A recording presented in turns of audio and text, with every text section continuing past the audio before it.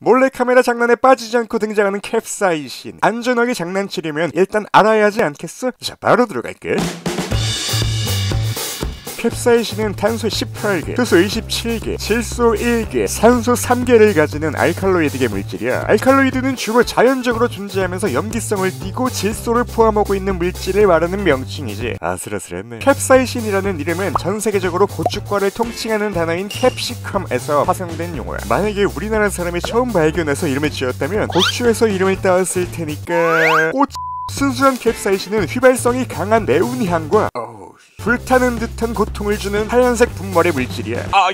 시중에 파는 캡사이신은 순수한 캡사이신은 아니고 이것저것 다 들어가 있는 혼합물인데 이름만 캡사이신인 거지. 여기에 이게 매운맛을 내는 캡사이신이라고 보면 되고 이게 빨간색을 입혀주는 역할을 하는 애야. 근데 진짜 개맵다. 모든 사람이 잘 알듯 캡사이신은 음식에 참 많이 쓰이고 있어. 나도 적당히 매운 건 좋아하지만 생각보다 많은 사람들이 내장기관을 다 태워버릴 만큼 강력한 매운맛을 좋아하더라고. 물론 태생 자체가 매운맛의 통증을 잘 못 느끼는 사람들이면 이해는 되는데 내가 의아했던 건 나 같은 맵찔이에다가 먹으면 바로 피똥싸로 달려가는 사람들 중에서도 이 고통을 즐기는 사람들이 있다는 거야. 하지만 과학은 그 이유를 알고 있었지. 일단 매운맛은 맛이 아니라 통증인 거는 다들 잘 알 거야. 근데 우리 뇌는 통증을 느끼면 통증을 완화해주려고 엔돌핀이라는 호르몬을 분비시켜줘. 많이 들어봤지? 엔돌핀. 쾌감으로 통증을 진정시키는 이 엔돌핀은 뜻 자체가 몸 안에서 나오는 몰핀이란 뜻일 정도로 강한 진통제인데 심지어 몰핀보다 800배나 강해. 매운 거 잘 못 먹는데도 피똥 싸면서까지 매운맛을 즐기는 사람들은 엔돌핀에 중독이 된 거라고 봐야 돼. 근데 문제는 엔돌핀이 계속 나오면 고통을 느끼는 인계점도 높아져서 더 강력한 통증을 갈망하게 되는데 이게 지나치면 몸 바로 작살나는 거야. 말 나온 김에 캡사이신 부작용 한번 보자. 기본적으로 캡사이신은 소량에도 불타는 느낌의 통증을 유발할 수 있어. 여기까진 뭐 엔돌핀도 나오고 괜찮지. 근데 그거 무시하고 계속 먹는다? 그럼 위험, 역류성 식도염, 더 나아가서는 암까지로도 발전할 수가 있어. 야, 뭔 소리야. 얼마 전에 내가 뉴스에서 캡사이신이 항암작용한다고 하는 거 봤는데. 그건 적당히 먹었을 때 그런 거고 사람마다 다른 적당이라는 기준을 넘게 되면 오히려 그 항암작용을 하던 캡사이신이 이미 항암작용을 잘 하고 있던 다른 애들까지 다 죽여서 오히려 암세포가 편하게 자랄 수 있는 환경을 만들어주는 꼴이 되는 거라니까. 그러니까 적당이라는 게 아무것도 아닌 것 같지만 너무너무 중요한 거야. 참고로 적당히를 잘 모르는 한국인들을 위한 발병률은 세계 1위야. 암튼 그래서 캡사이신으로 하는 장난은 보는 사람들은 즐거울 수 있지만 당하는 사람은 상당히 위험해질 수 있는 거지.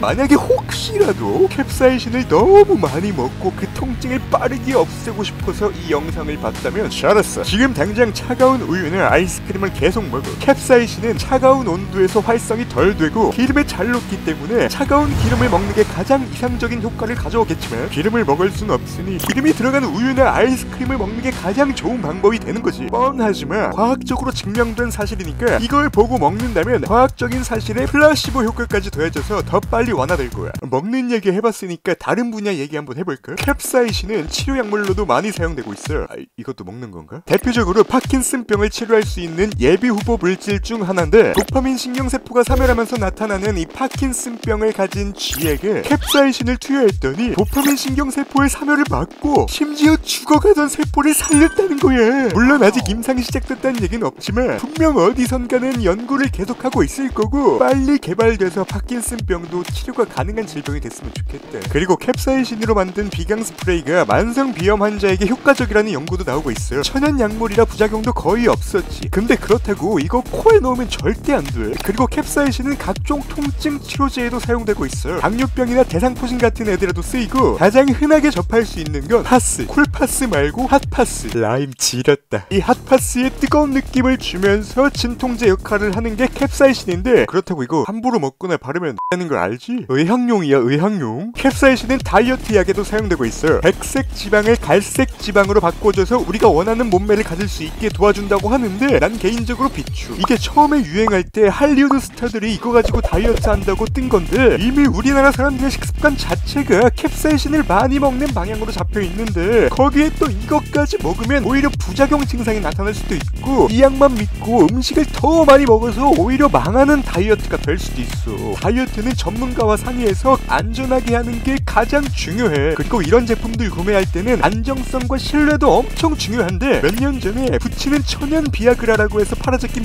개창 새끼들 있었거든? 효능 따윈 당연히 없었는데 그냥 뻥카를 칠 수는 없으니까 붙이면 조금 뜨거워지는 것 같고 혈액이 잘 도는 것 같은 느낌을 주는 캡사이신을 여기에 좀 넣어서 팔아 제낀 거야. 뭔가 있는 것처럼 보이려고. 이 개새끼들 진짜 이런 새끼들은 다 뒤져 돼. 우리나라엔 사기꾼 새끼들이 왜 이렇게 많은지 모르겠어. 네토지공사 개.